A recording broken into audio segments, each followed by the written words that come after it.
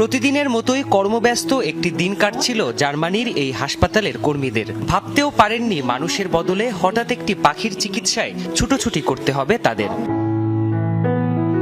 হাসপাতালের জরুরি বিভাগের দরজায় ঠোঁট দিয়ে আঘাত করছিল বন্য পাখিটি। শুরুতে অত পাত্তা না দিলেও পরে এর কারণ বুঝতে পারেন হাসপাতাল কর্মীরা। পাখিটির ঠোঁটে একটি মাছ ধরার বড়শি আটকে যাওয়ায় সাহায্য চাইতে হাসপাতালের দ্বারস্থ হয় সে।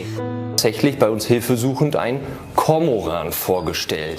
কর্মোরেট পাখির সাহায্য চাইতে এখানে এসেছিল। পাখিটি নিজে নিজেই জরুরি বিভাগ খুঁজে বের করে দরজায় ঠোঁট দিয়ে ঠোকাতে থাকে। এভাবে সে আমাদের মনোযোগ আকর্ষণ করতে চাইছিল। Scheibe zu picken und auf sich aufmerksam gemacht.